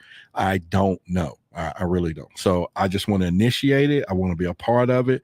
And I think that Girlfriend Bay said Nicole should do it. I just don't know. I don't know what day that the book club would be on, how it functions, or everything else. But like I said, the archives we'll pull from is what we're doing. And so let's do it. I'm ready to delegate stuff. I'm ready to put the team of people together, and the vision is now in play. And so, again, but whoever does this, or maybe one or two people could, maybe three people oversee the book club. And then we'll put it on our website. So, we have a book club. When is the meetings? Do we do it over conference call? I don't know how it works and how book club's supposed to work, but we can definitely figure it out together and make it all work together, because why? It is something we shall do. So with that being said, for those of you, don't forget, we're going to be here Friday. And Friday is Freaky Friday, but we're going to be talking about the zombie stuff. We'll get into some other things, and I think it's going to be pretty cool. Hopefully, by that time, I can make some announcements and everything else. But like I said, the last 24 hours have been incredible. From the book release that's going to be coming out here at the Conscience Awards, the big project that I've been working on for almost 2 years that maybe I can get some announcements done in a few weeks. Meeting with the people with the website database, that for a few hours was pretty going good. Visiting the studio that we're going to be using for future shows, live shows that we would do and pre-tape and put those together, as well as meeting with some videographers and other pieces. Been on the phones talking to a bunch of folks. I'm ready to begin to put some of you in key spots responsibility. And then I promise when the check flows, you're going to get something too. Yeah. It's nothing better than working around with what we're doing, when the time comes. But in the meantime, right now it's a volunteer army, but we are working to do something big. The production company will be in place. We will start doing our documentaries. All the pieces are coming in place. So I love you. I really do. I love each and every one of you, and love yourself. Love everyone else that's around. Give people a hug. As you know, your eyes are useless when your mind is blind. And our newest saying is, you cannot grow spiritually if you're learning religiously. So I'm putting that on a shirt. And that goes for everybody, right? You know what I'm saying? So there's a lot of people who's trying to grow spiritually, but they are not learning, they keep learning religiously and can do that. All right. So, thank you for Girl from the Base. From the Bay. But yeah, it's been a long journey. It really has. But like I say, we have arrived and everything else. And so let me put the notes up. If anybody got anything else you want to share, think, or do, you can. If there's any announcements you want to make, I can put a thing in a chat. You can pop up on screen. I'm going to start doing that too. So if at the end of the shows, if you guys got announcements that you want to make, things that we should be aware of, like news, we're going to be a collective here. Y'all can jump up and share news. Like I said, news, things that we didn't see, something that nobody knows about, so that we all can be the power of information, the power of collective knowledge, the power of research, the power of eyes and ears all over. Because now, like I said, better than anything else, it is time for us to do that. And like I said, we're good to go. And our saying again is going to be, and once again, the new branding, as y'all can see on my phone, I got it as a screen shot, a screen thing. So if you want this, I'll send it to you. You can put it on your phone, and then you got your Project Black stuff in there as well. Health news, space weather news, that is real. Yeah. Stop line. Yeah, we got that too. Summer said, we miss you, Roderick. I'll be back Friday. Come back Friday. You know what? Everybody share and bring a friend Friday. Let's make this Friday. We want 200 people in here. So that means if you all invite two people to come here Friday, then we're going to do that. Okay? 2 people Friday. And if you have not got your 400 documents, shame on you. Shame on you. But that's all right. I still love you. I really do. All right, I will send it to you and all that. And let's see, I will send it to you, Liz, in just a second. And you put it on your phone. I'm telling y'all, we're there. I'm going to put it back up real quick so y'all can see where we're going with this thing. I'm going to explain something. So y'all pay attention. Let me turn this music down. All right, pay attention to what I'm about to say just a little bit. I'm going to hit on a little bit for you. All right, so if you all are looking at the logo, I want you to type in the chat, yes, that you see it first. The branding of Project Black. So if you say you see it, I want you to type in that you see the branding, okay? Come on, I need some yeses because I'm going to speak a little knowledge to you, just a little bit. Just a little bit. Come on, give me some more yeses, because I need more yeses than that, because I need people focusing on what we're about to do and everything else. Come on, give me some more. Give me some more. Come on. I'm just not playing. I'm living off the yeses. I want the yeses. I'm not preaching. I'm just asking for acceptance. I'm asking for people to follow along with a few things I'm going to say. I'm not going to go totally deep in there, but I'm going to let y'all know. Y'all see the yeses. Okay. When I originally had the vision to do Project Black, this was when I started, and I started out, and I knew I wanted to have this alien thing that I wanted, and I started contacting, yes, those are the Zodiacs, that is true, and I was like, okay, I wanted to have this, so I sent it to one person, another person, I ended up doing 5 people. I was like, can you improve on this? Then when I started doing the research, I was like, there's an Egyptian culture based upon who we are. And then I had already known that there was some connection between not gray aliens, but brown skinned aliens and people being here on Earth. And this is why you see that. There is a third eye in the middle, but not just a third eye, but it's the eye of Horus. I make sure I distinctly put that on there, or raw, or whatever you want to do. And you will do some research on that. We'll go into that. The colors, the blue, the golds, the red, all each has a symbolic meaning. And I have all that on a PowerPoint presentation that I will give you when it comes down to that. So the Black League of Alien Contact Knowledge, start the conversation. I started to read more these last few weeks. I started to study, and I started studying about sun, not just sun worshiping, but the sun, how it was and what was going on, the equinox in before religion itself, before Christianity, and all of these things. And I was like, okay, because I need to get us into these teachable moments. And so I added the element of the sun, is what you see in the equinox, the 4 seasons. All of it all has symbolic meaning of our past and who we are. I was talking to David G, and I was telling him, I said, I got this thing that I think as I'm starting learning astrology, I've been learning is all hooked to the cosmos, because that's what they used back in ancient civilizations, was astrology anyway. All right, to do this. So him and I talk a lot about that. But I started saying I need to add a few more elements so that once we begin these teachable moments, we're going to do that. And therefore, you see the zodiacs in there. Now, the zodiac has and this was done deliberately, but underneath each one of those is a compass. The compass is us guiding each other. We're going to guide each other into our futures. We're going to guide each other into the, we're in a Piscean age. As you know, there's a new age after that.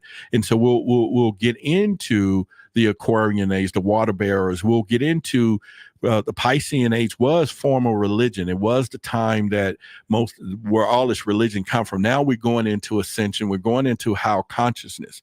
So everybody need to be ready. Underneath him is this chin that represents something, and I'll get to that. It's just not sitting there for decoration. But again, that alien is brown skinned too. There was a report that I found, and I have not presented it, and a lot of you might have seen it too, that when they first found the crashed aliens in Roswell, New Mexico, they reported that not only they had a Chinese look, but they also was not gray. Gray was started somewhere else. Somebody else started the gray stories, and that at that time, those particular ones was doing that. Now I'm reading a book called Theophany Prophecy that Samuel Chain gave me, and he was here as a guest, and it began saying how back in ancient civilizations there was Chinese, or they call them yellow people, and brown people were here in the beginning, and so there was a lot of stuff that goes there. So we're now, and let me take this down to let you know, there was a couple of you who recently bought Project Black shirts. And so my plan is, like Damon and a few others, I'm going to replace y'all with the sun symbol. You just, help me out with the $5 or $6 shipping, and we'll do that. But yeah. And so we're going to look into the, but I am officially ready. I am officially found all of our teachable moments. I have officially, started my new regimen since I've been meditating. My energy has just been up.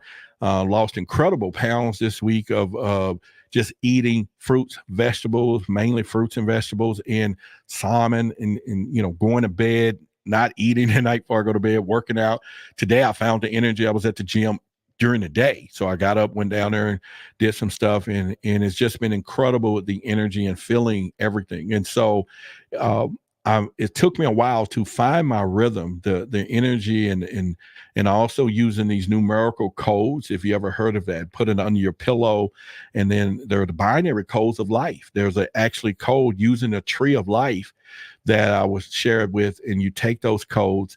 And if somehow when we do our groups and stuff, I'll start sharing that, and everybody put it under their pillows for abundance or whatever it is.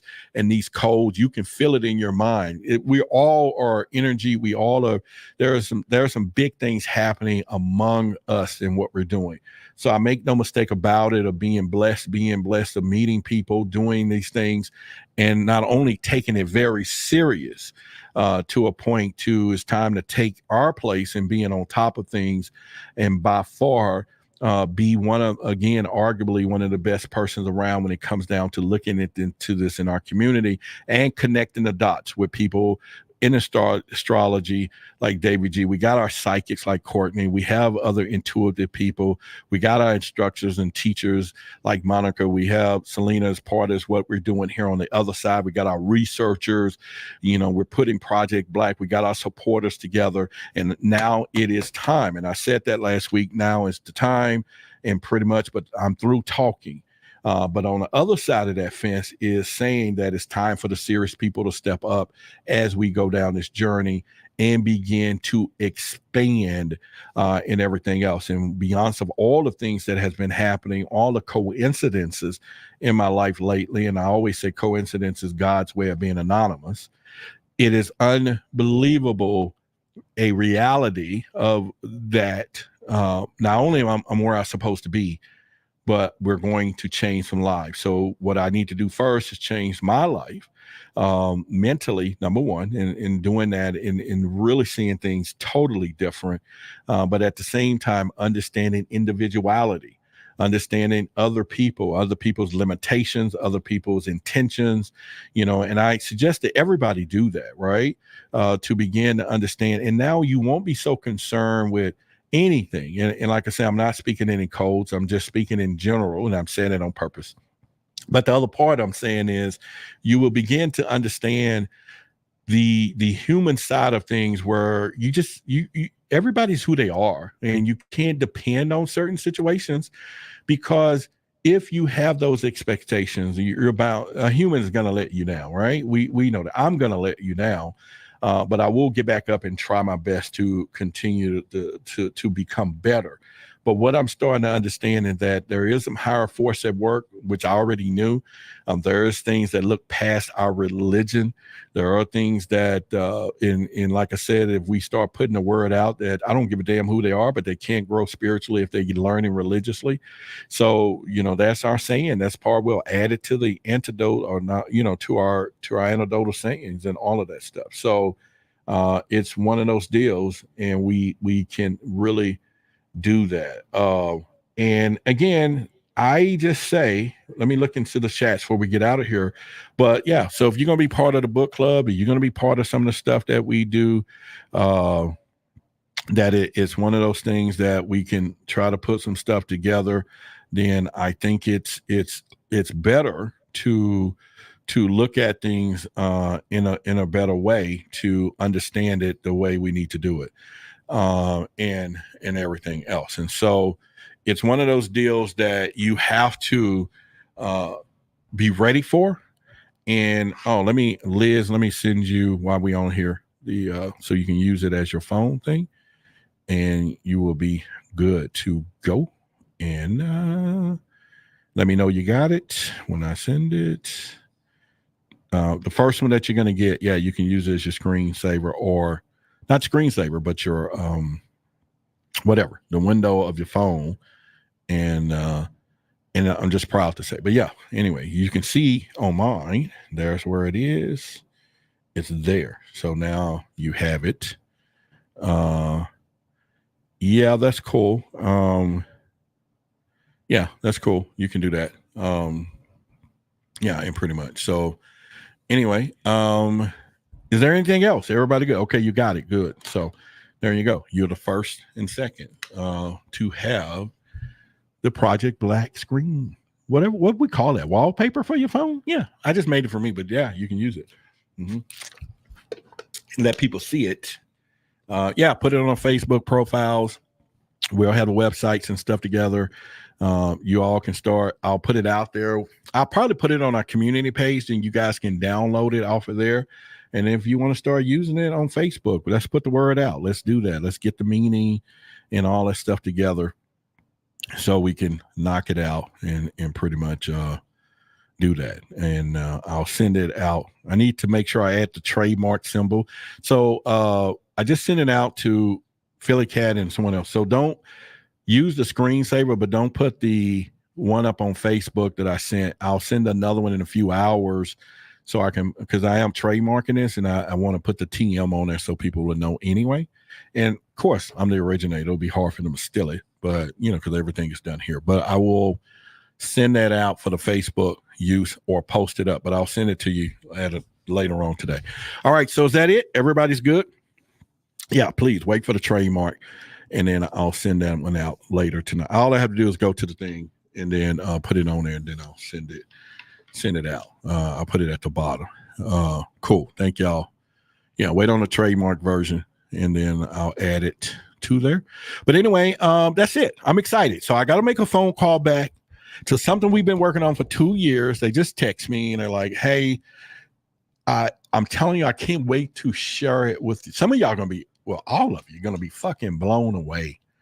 And it's been a long journey. It has really been a long, intimate journey.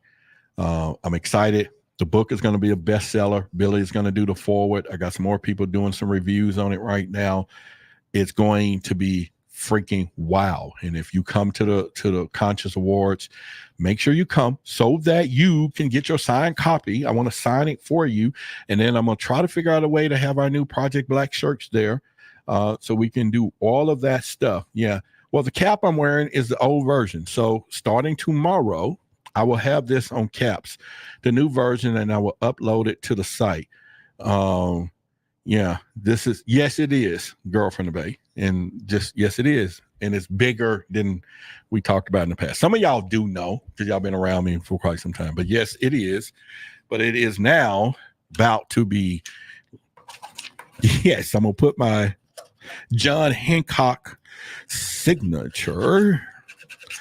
And at that point, oh God, yes, y'all gonna see something. Yes, yes. And I'm gonna thank each and every, and then y'all can call me and say, Rod, I need some help. Well, how much? What do you need? What you need? You know what I'm saying? Yes, it's going to be huge. And it's been under the making for 2.5 years, 2 years. But like I say, I just got the text and they said, make sure we're at the second to the last stage. And man, oh my God, I'm just, fuck it. Anyway. All right. So, all right, y'all. I love y'all. Let me get y'all out of here. Let me get us some goodbye music. Where is that? Oh, hey, listen. I did have something I want y'all to hear. Don't go nowhere. Okay. When I was on Clubhouse, there was a girl called Butterscotch. Not called, but that's her name. Butterscotch is a singer. And she got on one of our shows and she was ad-libbing. She was like, I want to ad-lib for you. At that time, it was called extraterrestrial evidence, right? And she was just ad-libbing a song and she started singing this song. And I put it on here a while ago before we started because it just reminded me. Today I was going over my journey. Today I was going over all the things that I've been through, the whole part when I was sitting down at the studios negotiating and talking today. I was going over the whole journey.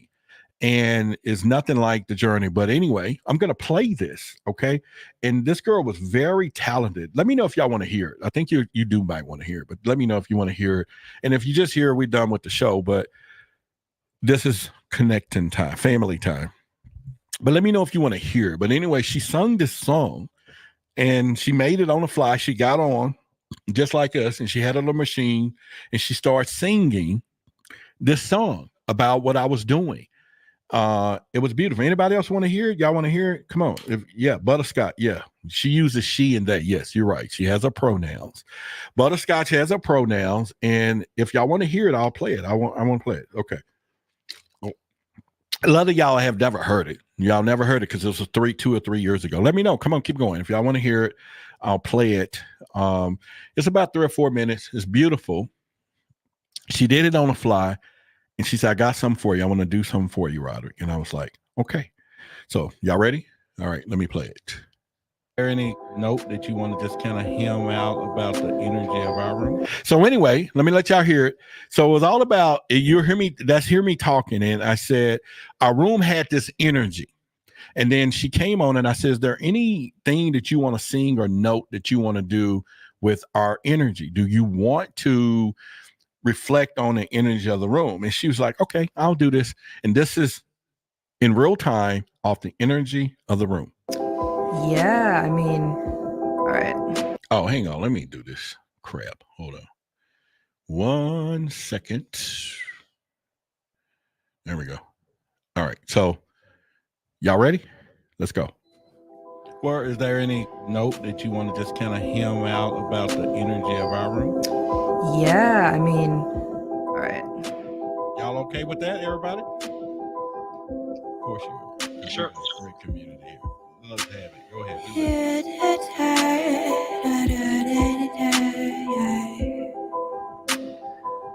I'm not really warmed up right now, but I guess I could share a little bit.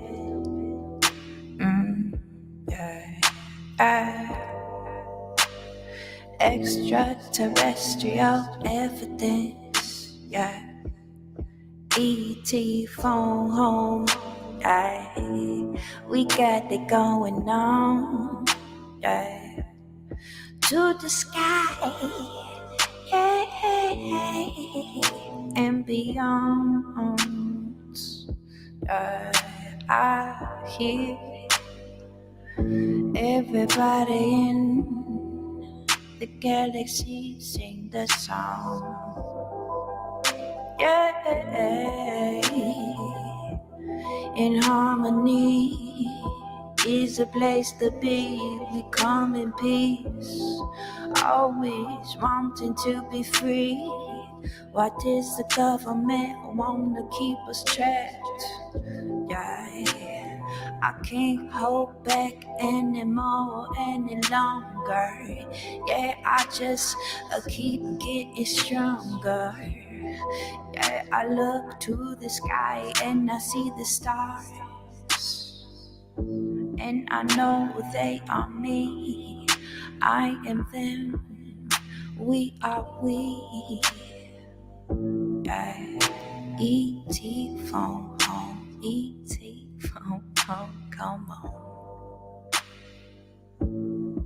Hey, hey, hey, hey, hey. Hey, hey. Shoulda did that day. Shoulda did day. Ooh, yeah.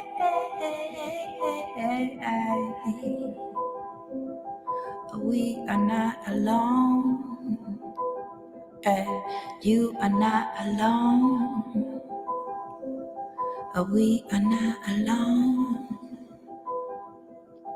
You are not alone. Whoa, that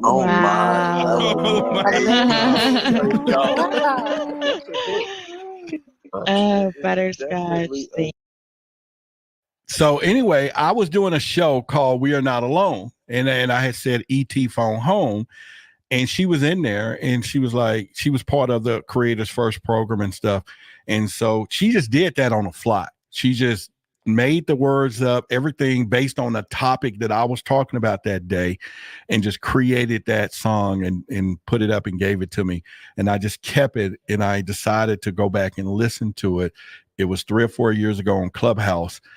4 years when I first got started. Liz been there with me since then, Girl from the Bay, and there was a couple other people. And I just had to go back to my beginnings and say, this is where you started. It was called Extraterrestrial Evidence at the time. And now I just started listening, and it was just beautiful. Like I said, she just made it. She turned on her machine. She started singing it right there based on the topic, E.T. phone home or extraterrestrial. I mean, it was like, are we not alone, that, or we're alone, or whatever the topic of the room was at that time. And she just flew that stuff right there, man. It was so freaking good. And when I do have our first live event, I plan on writing her a check to come down and sing and do some ad-libbing, because I've met a lot of great people. But for people that talented, the music, all the stuff, she just made it right there, man. It was just like, boom. It was really good. So I hope y'all enjoyed that, because that was pretty good. And then, of course, when you heard me do our other stuff, is when I started to get people to create our other intros, which was the Truth Seekers, because at that time I wanted to create our theme song.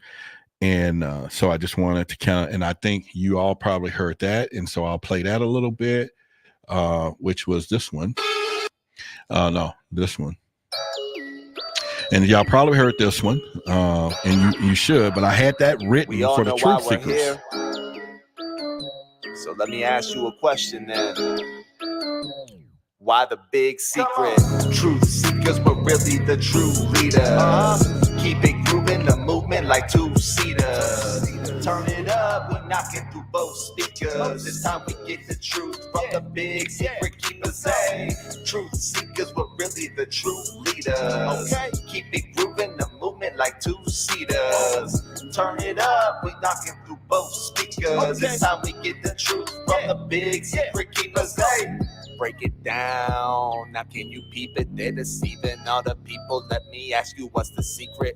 Misinformation and lies, a devious disguise. They want the EMF blast until our brains is fried. Oh, point their beams in the sky. Oh, it's a movie now. This world is all CGI. Their plot is truly foul. But we're here to rise up and bring the real. Time is now. Truth seekers, y'all know how I feel. Truth seekers were really the true leaders. Keep it grooving, the movement like two-seaters. Turn it up, we're knocking through both speakers. It's time we get the truth from the big secret keepers. Hey, truth seekers were really the true leaders. Keep it grooving, the movement like two-seaters. Turn it up, we're knocking through both speakers. It's time we get the truth from the big secret keepers. Hey, why the big secret? Yep. So that one was commissioned by a guy. I told him I wanted to create our marching and theme song. And then I told him I was born in the 80s with Public Enemy and all that. And this is when I got this song a few months back, which was this one. This is my Public Enemy version. Come on. Hey, are we alone? So many questions unanswered. Secrets amassed like a poisonous cancer. Find the files, but the evidence tampered. UFOs flying by becomes the standard. The war for information is far from over. Truth seekers bringing disclosure. What's done in the dark shall be revealed in time. Why the big secret about to blow your mind? So I'll have him to do some high strangeness stuff. And yeah, I'm feeling good. I didn't want to go too early. I just want to share with y'all today. My day was made today. In other words, so yeah, it's all good. But anyway, that was it. And then this one I'll get in trouble for from YouTube. But it was one of the things. Y'all probably remember. If y'all remember this. Y'all remember that? Good evening, everyone. You in the right place at the right time. Blasting out of Dallas like an unidentified flying object, blazing through your skies, over your homes, your phone, charging into your phones like a supercharged nanoparticle, unobtainium. Greetings to all of you from the boldest, baffling, belligerent YouTube channel in the world, creating captivating conversations that are certainly called controversy. Join me tonight, Roderick Martin, in High Strangeness, as we uncover all of those things. That was my motivation back in the day. I'm done tonight. I'm happy. I'm really happy. So I'm going to eat my grapes. I don't have to go to the gym because I did it already. So that was it. They're going to flag me for that song, but I'm going to cut it out. And then we'll do it. All right. Anything else? Y'all good? Anything else I need to share?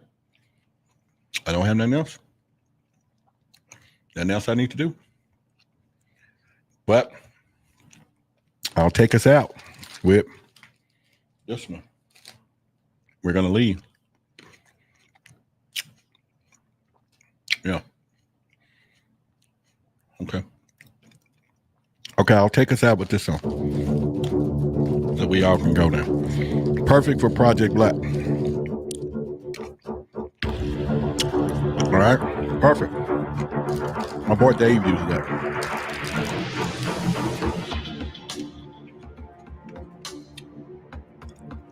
Good night, y'all.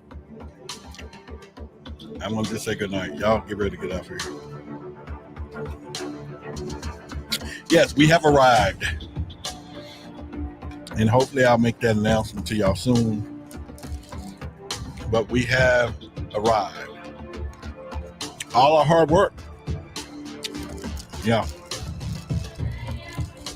The hard work is paid off, and now it's time to live it. Yes, it has, big time. Sleepless nights, a lot of tears, a lot of ridicule, criticisms, but it's all over. And well, they're gonna come, but they're gonna come at another level now. No, we haven't signed them yet, but we're about to. We got about 2 weeks to do some stuff, and when it does, I want to take a vacation, and then we'll come back. So, all right, let's get out of here.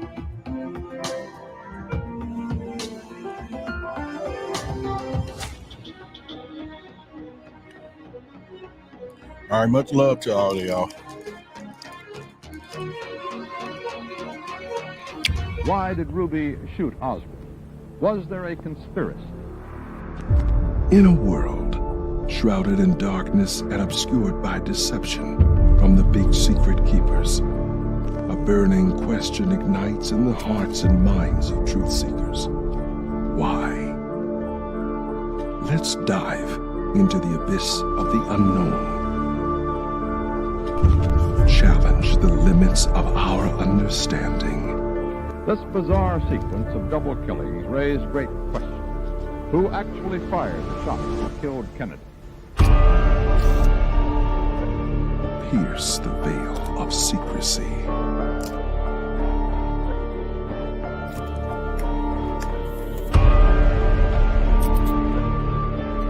Cattle found dead.